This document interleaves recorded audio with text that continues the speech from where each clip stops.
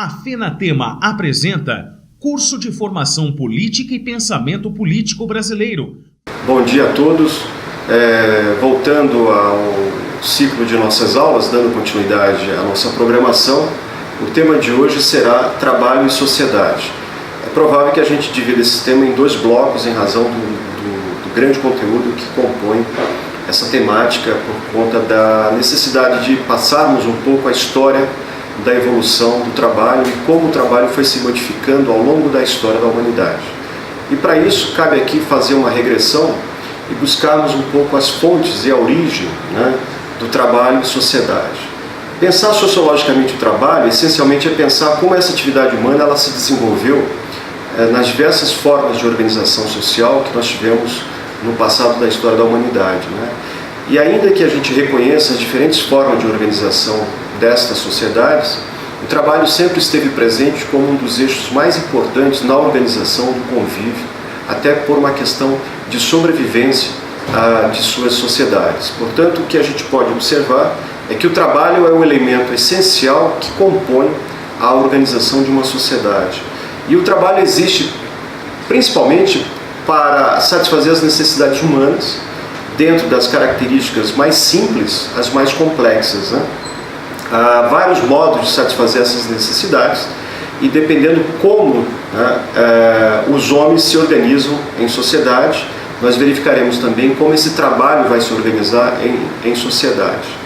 De todo modo, para olharmos um pouco a história, a gente tem que entender um pouco a dimensão dessa categoria antes do capitalismo, que é uma coisa certa.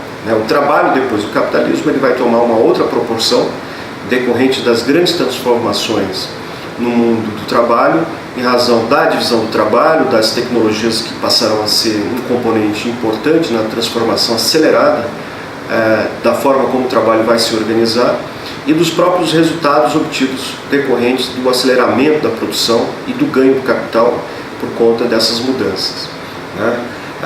Mas para começar, a gente pode pensar inicialmente o trabalho nas sociedades tribais, já que a gente está falando de um processo da evolução da organização social dos homens no mundo do trabalho.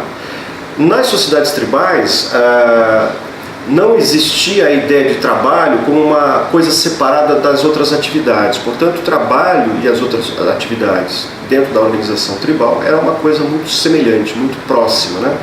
Não havia a questão da obrigatoriedade do trabalho ou do trabalho como algo separado. Portanto, essa característica decorre exatamente da maneira como as sociedades tribais elas se organizavam e elas viviam. As atividades vinculadas à produção, nesse momento, elas estão muito associadas aos ritos e aos mitos decorrentes das tradições desta sociedade, ou desse tipo de sociedade. E é claro, essa vinculação à produção, que estão relacionados aos ritos e mitos, e ao sistema de parentesco, vincula-se também a forma como o convívio social vai ocorrer dentro dessas peculiaridades, desse tipo de sociedade que a gente está falando aqui. Enfim, toda a vida social, econômica, e política e religiosa está presente também no mundo do trabalho como uma coisa só, não algo separado. O trabalho não tem, portanto, um valor em si, como a gente vai observar mais à frente, em razão das grandes mudanças que ocorreriam na organização da sociedade como um todo. Portanto, o trabalho não tem um valor em si, o que significa dizer que ele não está separado de todas as outras coisas que estão presentes dentro desse tipo de sociedade, considerando aí as chamadas sociedades tribais. O antropólogo Marshall Shawlins, o antropólogo norte-americano, ele chama essa sociedade de sociedade do lazer ou sociedade de abundância, pois elas não só tinham todas as suas necessidades materiais e sociais plenamente satisfeitas, como também dispunham de um mínimo de hora vinculada à produção, ou seja, o trabalho era realizado como uma necessidade mínima para as suas necessidades básicas. O maior tempo do homem, portanto, não estava associado ao trabalho, sim a outras atividades, especialmente no que diz respeito acerca, vamos dizer assim, do tempo destinado da sua vida ao trabalho e suas realizações. Antes do capitalismo, portanto, a gente vai observar várias maneiras e várias formas como o trabalho vai se organizar. O fato de se dedicar menos ao tempo né, do trabalho, as tarefas vinculadas ao trabalho, não significa que se tenha uma vida de privações.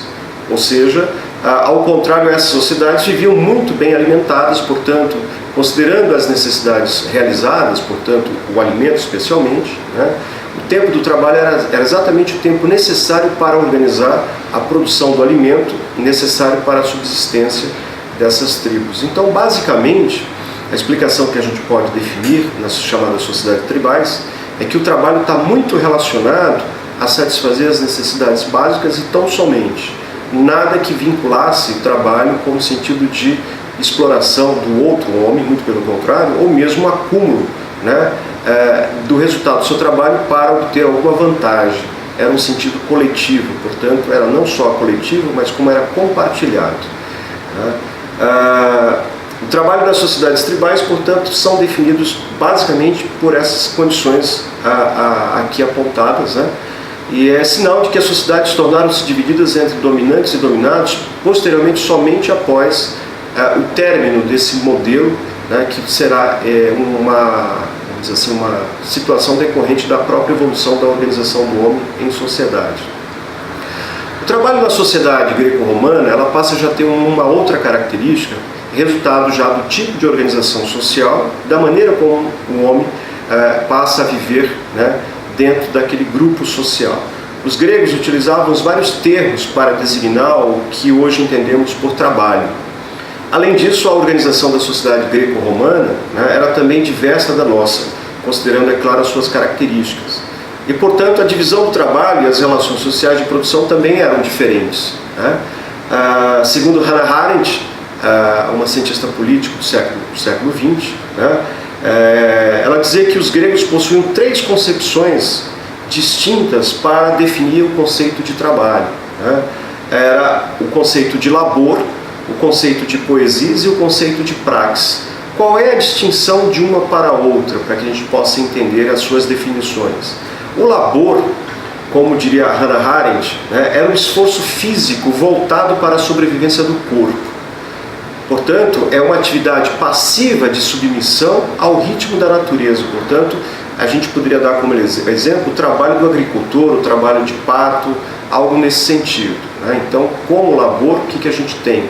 É uma condição necessária que o homem se submete a realizá-la por necessidade de sobrevivência da sua própria natureza. Né? Poderia-se dizer que o labor está muito associado, vamos dizer assim, a um conceito de entrega do seu tempo, né, em troca de vamos dizer assim, de um ganho necessário para a sua subsistência. Comparativamente, mais adiante, a gente levaria isso no processo do capitalismo, da própria Revolução Industrial, né, ao trabalho vendido, ou seja, o trabalho alugado, aquilo que o Marx definia como o aluguel do trabalho, né, o aluguel do seu corpo em troca de um salário. O chamado poesis, né, é a ênfase que se recai, vamos dizer assim, sobre o fazer, o ato de fabricar, de criar alguma coisa ou produto através do uso de algum instrumento ou mesmo das próprias mãos. É basicamente aquilo que a gente define como arte artesanal, né, do escultor. O artista propriamente dito poderia ser classificado dentro desse conceito que Hannah Arendt traz como a chamada poesis, né? E por fim também o conceito de praxis. Praxis que foi utilizado mais à frente por Marx, né, com o sentido da ação em si. Mas a praxis, dentro do conceito de Hannah Arendt, para definir o trabalho na sociedade greco-romana, estava associada à atividade que tem a palavra como seu principal instrumento, isto é, que utiliza o discurso como meio para encontrar soluções voltadas para o bem-estar dos cidadãos.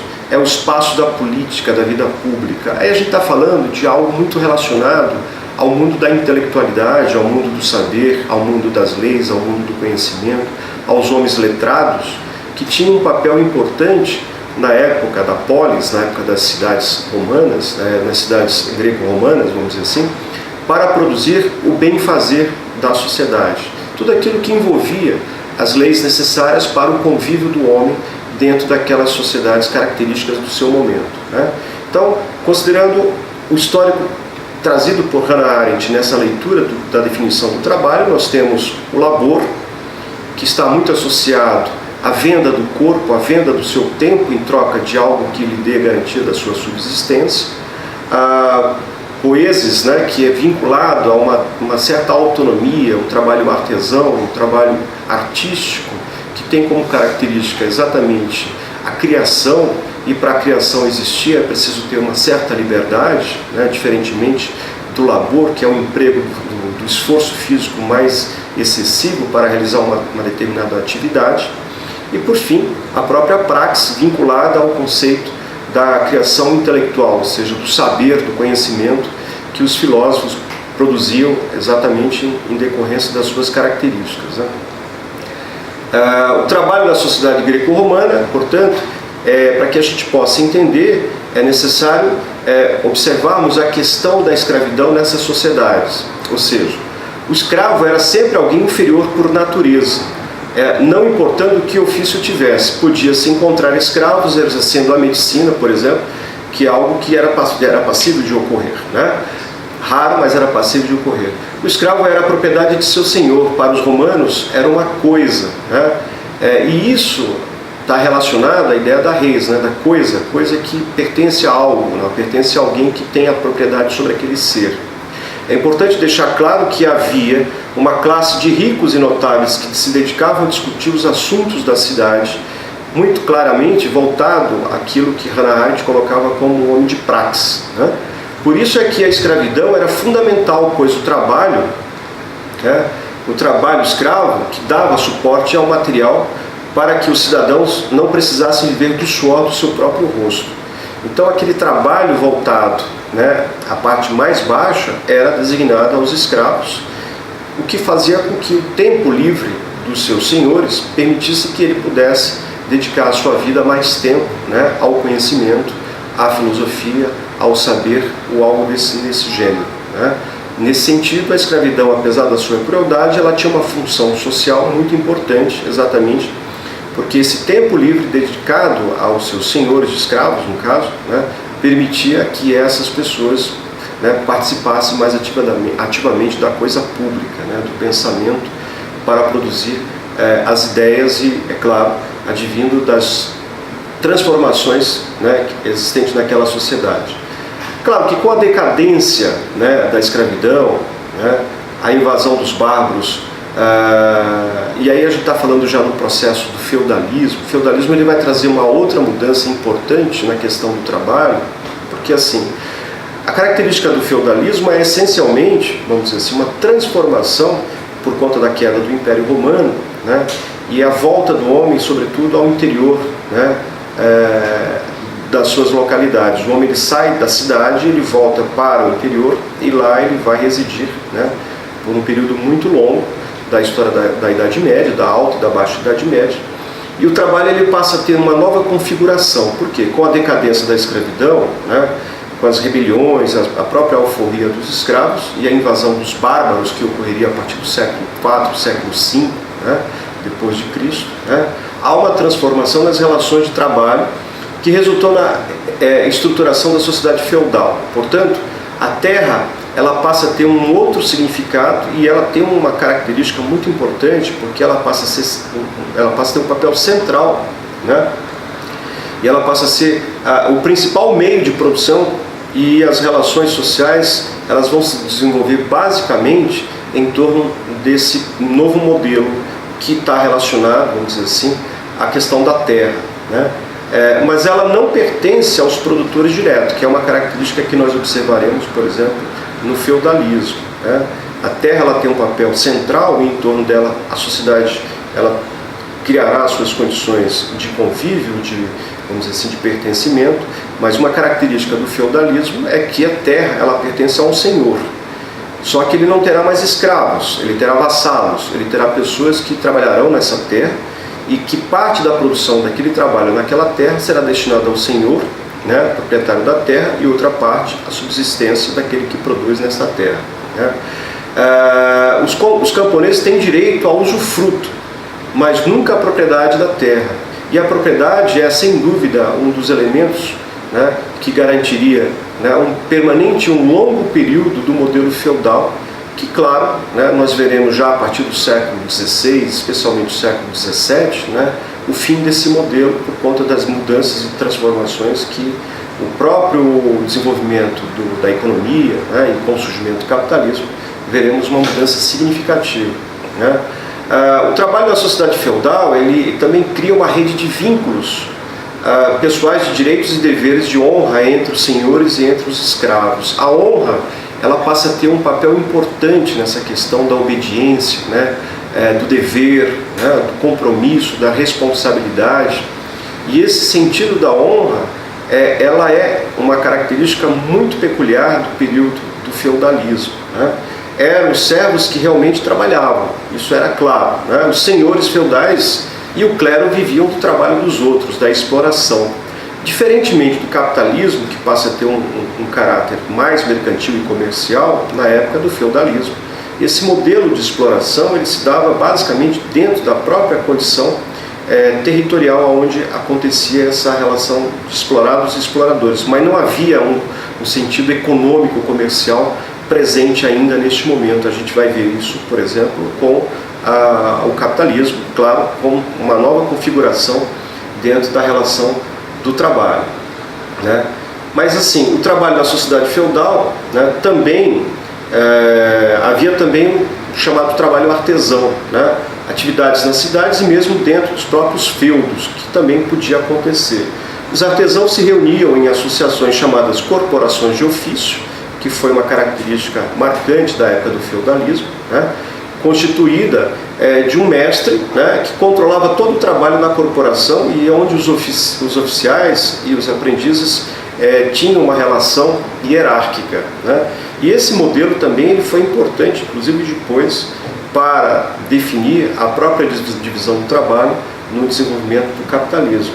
Para se compreender o trabalho na Idade Média, é necessário que se entenda que a sociedade feudal se caracterizava, portanto, pela solidariedade, uma característica que irá se perder com o advento do capitalismo, né? Essa solidariedade ela se dava pelo cumprimento irrestrito dos compromissos, juramentos e pela presença da igreja, que tinha um papel muito importante. Então veja que essa questão está muito associada a uma questão paradigmática, dogmática da religião, com o conceito de honra, da definição de honra, da importância que a honra tem, né, para a manutenção deste modelo, o juramento, né, o compromisso vinculado ao juramento como uma coisa sagrada, define com clareza, né, os papéis que se estabelecerão dentro do período feudalista, né.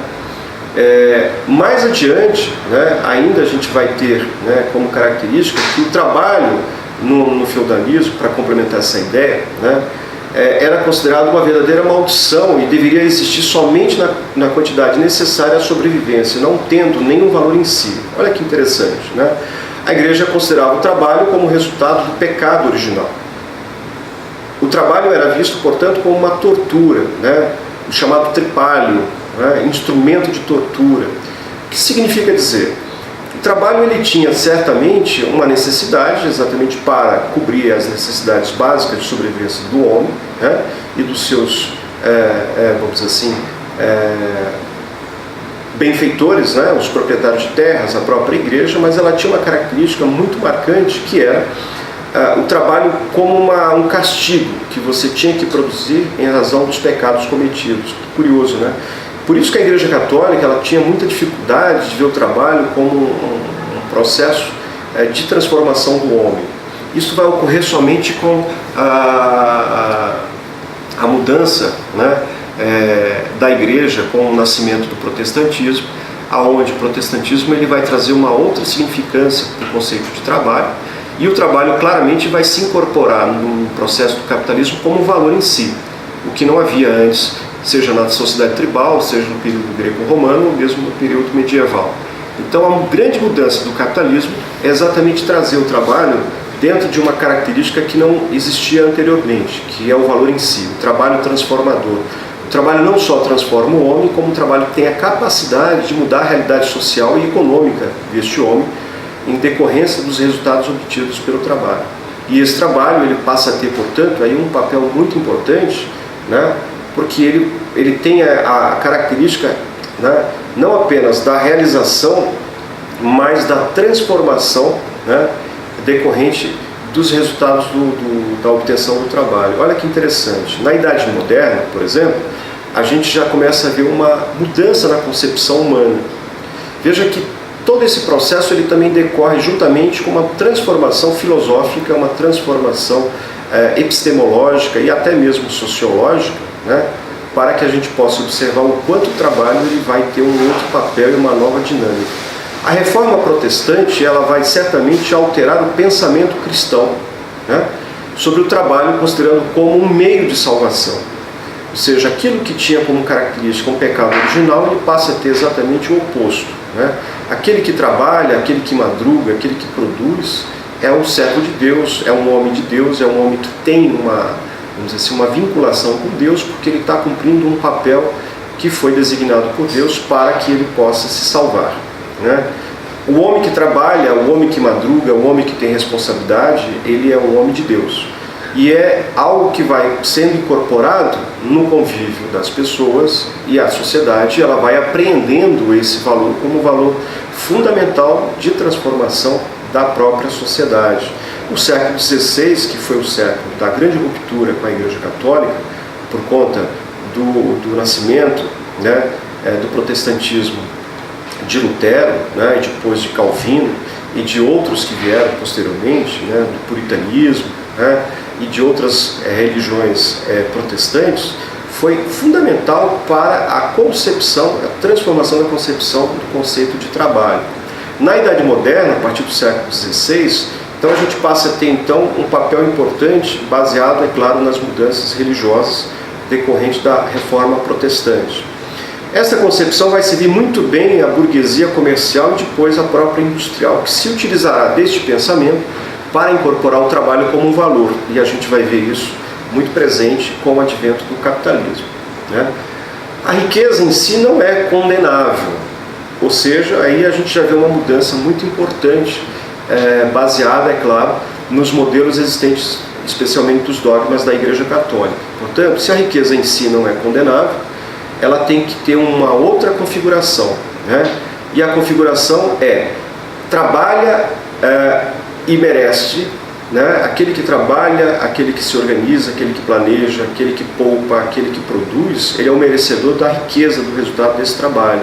E aquele que não faz isso na verdade, um desmerecedor, ou seja, é aquele que não serve ao bem comum, ao bem da sociedade, que é a produção do seu esforço, não apenas para si, mas para o coletivo, né? Portanto, a riqueza em si não é condenável, mas sim um não trabalho, ou seja, a preguiça que ele pode causar. Olha que interessante, né? Com a Reforma Protestante, o trabalho ele passa a ter uma configuração de importância que não havia antes, e o não trabalho, que era típico, por exemplo, das sociedades feudais, especialmente da aristocracia da própria igreja, né, que passa a ter uma condenação exatamente pela inércia, pela preguiça, pelas condições, vamos dizer assim, impróprias para esta realidade, né? Não é à toa que a burguesia ela vai trazer o trabalho como um eixo central do mundo moderno. A riqueza em si, portanto, não é condenável no mundo do trabalho, né? A burguesia ela precisava de trabalhadores dedicados, né? E especialmente trabalhadores sóbrios e dóceis em relação às condições de trabalho e baixo salário. Portanto, o conceito ideológico que passa a ter um papel importante a partir das reformas protestantes, vamos dizer assim, ele passa a ser incorporado também ao mundo do trabalho como algo fundamental para o controle das relações, né, sociais do mundo do trabalho. Mais outra questão importante, né? Com o advento do iluminismo, que é a ideia da transformação da natureza pela ação dos homens e da racionalidade dos homens, que ocorre no século XVIII especialmente, né? Nós veremos também a racionalidade como um processo importante para a mudança de estrutura de pensamento sobre a questão do mundo do trabalho, né? Através da ciência e da própria técnica e das chamadas artes, vamos dizer assim, artes mecânicas, né? Se pode observar a grande transformação que a natureza sofrerá decorrente do emprego, vamos dizer assim, dessas modalidades na sociedade daquele período, né? O avanço das tecnologias, ainda que comparadas com os de hoje eram primitivas, mas comparadas para a época eram um avanço, vamos dizer assim, na estrutura da sociedade, foram fundamentais para o aceleramento dos processos de transformação, né? E o homem, claro, ele passa a ter uma característica a partir do século XVIII, em decorrência das mudanças, e o iluminismo foi importante nesse sentido, é que o homem ele passa a dominar a natureza através do seu trabalho. O trabalho é um agente transformador. O próprio Karl Marx ele vai trazer esse conceito, né? Que o homem é o único ser capaz de transformar a natureza através do trabalho. O trabalho, portanto, ele tem um caráter muito forte, marcante a partir do século XVIII, exatamente no período em que está nascendo o capitalismo e a Revolução Industrial acompanhando, né, o capitalismo, as suas mudanças impactarão fortemente, vamos dizer assim, no modo de organização da sociedade, né? Vamos falar um pouquinho sobre a questão da desagregação da Revolução Industrial. O século XVIII é o século da Revolução Industrial, né? Marcadamente pelas transformações das ciências, da arte, do conhecimento, do pensamento humano, da própria religião decorrente do avanço do protestantismo e, é claro, o conceito de trabalho, né?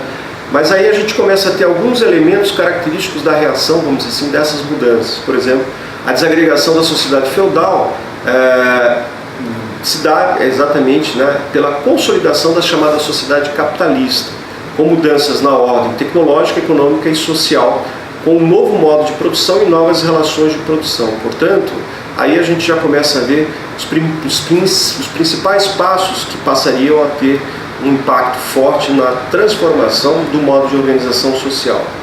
As consequências. A produção agrícola é destinada ao abastecimento de matérias-primas. Olha que interessante. Se lá no passado, no período feudal, vamos dar um exemplo, a produção agrícola estava muito relacionada à sobrevivência das famílias, né? E o seu excedente era destinado ao proprietário de terra, que em alguns momentos comercializava essas mercadorias, mas o conceito de exploração ainda não havia dentro de um preceito mercantil, comercial, como a gente verá, por exemplo, no capitalismo, né? O que ocorre é que, com o advento do capitalismo, a produção agrícola ela tem um papel diferente. Ela passa a ter, por exemplo, uma característica de produzir para abastecer, né, não apenas a necessidade do alimento, mas também as chamadas matérias-primas, que são utilizadas nas fábricas, né? Então você vê nitidamente uma corrida de produtos agrícolas exatamente para atender, né, as necessidades das fábricas como matéria-prima importante para o manuseio das chamadas manufaturas. Naturalmente também isso vai gerar um custo elevado da terra, o que expulsará milhões de famílias para as cidades em busca de sobrevivência, em busca de emprego. Consequentemente, você terá um fluxo migratório muito forte presente para as cidades chamadas cidades industriais e começa um período, né, especialmente no final do século XVIII para o século XIX, marcadamente de migração, né, muito intenso, né? A gente tem um caso, por exemplo, de Londres, tem um caso de outras cidades que se tornaram cidades importantes do ponto de vista industrial nesse período, que já passam a acumular uma quantidade muito grande de pessoas morando em condições subhumanas, porque as cidades naquela época não tinham uma estrutura capaz de atender tanta gente, né? Imagine em Londres, no final do século XVIII, no século XIX, tinha 1 milhão de habitantes, uma cidade que não havia ainda estrutura, vamos dizer assim, urbana para atender tanta gente. Imagina a condição de insalubridade, de saúde, né? Rede de esgoto, rede de água, né? Que pudesse, própria condição de moradia, de alimento, de armazenamento de alimento, as condições de saúde eram muito precárias, exatamente porque uma aglomeração muito grande de pessoas morando num espaço onde não atendia as condições de saúde necessária para o convívio de pessoas em local tão limitado, né? E, é claro, a expulsão dos camponeses forçosamente levava os homens a buscar uma forma de sobrevivência, e a forma de sobrevivência era a busca por trabalho nessas chamadas cidades industriais, que consequentemente traziam, vamos dizer assim, consequências seríssimas, né, do ponto de vista da maneira de viver, da forma de vida e, é claro, da precariedade da vida dessas pessoas dentro dessas cidades que se formavam em torno da fábrica, em torno da indústria, né? E aí a gente tinha como fenômeno que a gente chama hoje de inchaço urbano, que não é um fenômeno recente, isso já vem lá do final do século XVIII, do século XIX, começou na Europa e hoje se espalhou por várias partes do globo, né?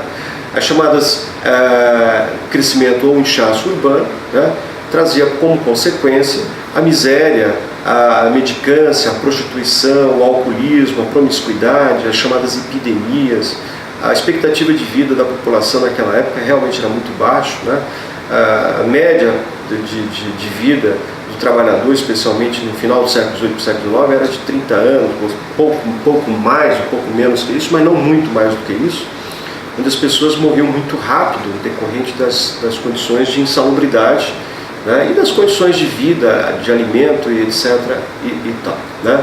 A Revolução Industrial, portanto, ao mesmo tempo que ela traz uma transformação muito rápida do ponto de vista da mecanização, da industrialização, da organização da produção, do aumento da oferta de produto, né, naturalmente, né, ela vai trazer também um fenômeno importante que o Marx observará dentro da sua leitura sobre o nascimento do capitalismo, que é uma nova camada social, né, que não havia antes do advento do capitalismo e do seu desenvolvimento, que é a classe operariada, né? Esse operário que passa a existir exatamente com o crescimento das fábricas e com o crescimento do sistema industrial. Então, como consequência, nós temos aí o nascimento de um modelo de divisão social em classes, que não havia antes. O nosso sistema era um sistema estamentário, onde tínhamos estamentos, né?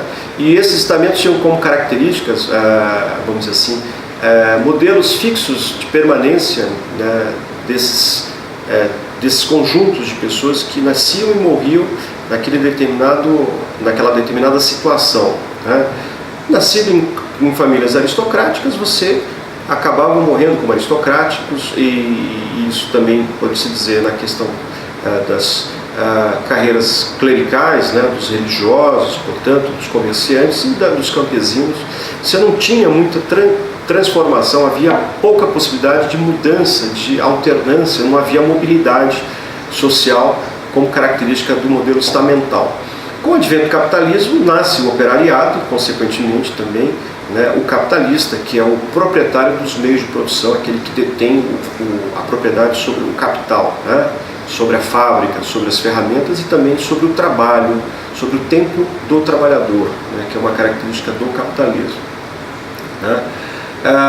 Essa dinâmica do capitalismo, portanto, vai criar, né, esse conjunto, esse fenômeno sociológico que conhecemos hoje como classe social, que tem uma característica bem distinta dos estamentos e do modelo de casta existente em alguns países daquela época, que sobrevive hoje em alguns países, como por exemplo a Índia, né, Paquistão e por aí em diante, né?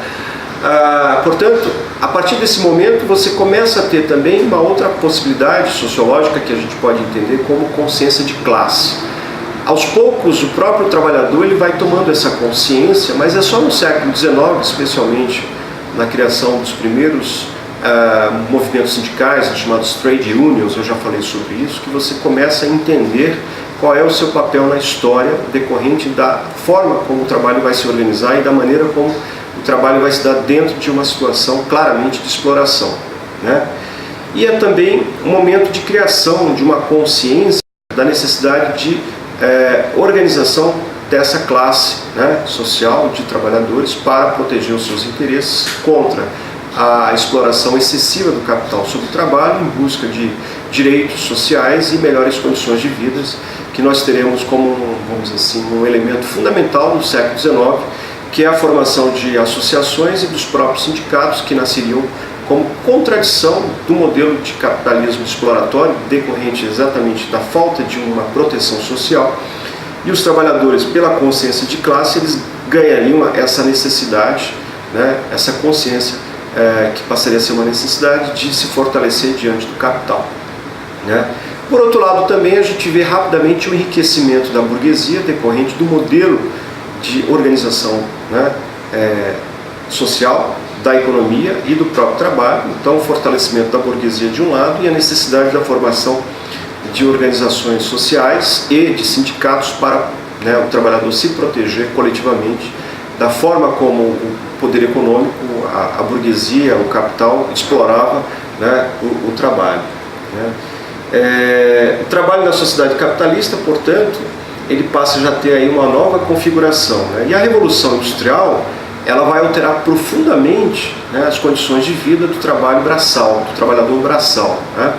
Ele vai provocar um intenso deslocamento da população rural para as cidades, como fenômeno social importante a ser observado, e homens, mulheres e crianças eram confinados, como característica naquela época, em fábricas, ou seja, a fábrica passava a ser o local onde essas pessoas passavam o maior tempo de suas vidas. Né?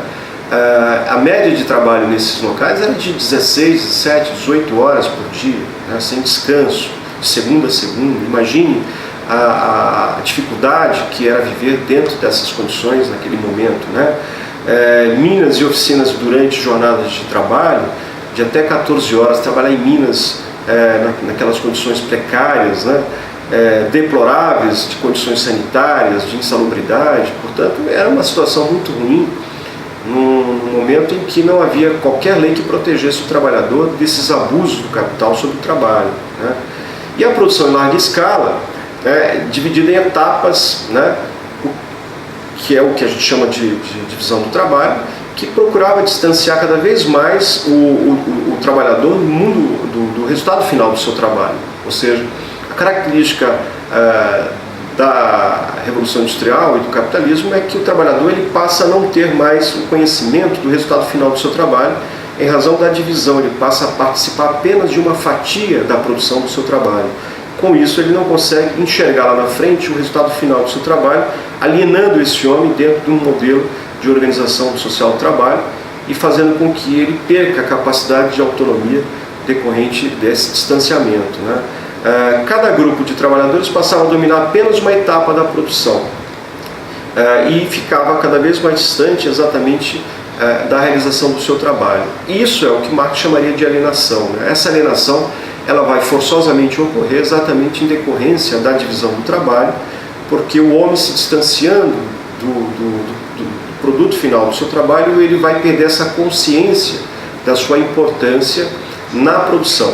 E, claro, né, o capitalismo vai usar isso exatamente como uma forma mais acertada para o capitalismo de controle, né, e de impor, vamos dizer assim, pelo medo, né, pelo medo das condições precárias fora do mundo do trabalho, né, as exigências do capital sobre o trabalho, sem qualquer forma de retorno para o capital, perdão, para o trabalho. Né. E foi assim que o século XVIII, o século XIX, vamos dizer assim, deu o passo importante mais à frente para que se consolidasse o capitalismo, especialmente depois do nascimento das chamadas grandes corporações, que a gente fala mais adiante. Bom, a gente encerra por aqui esse primeiro bloco, em seguida a gente dá continuidade ao tema que nós estamos abordando neste momento. Ok? Um abraço a todos.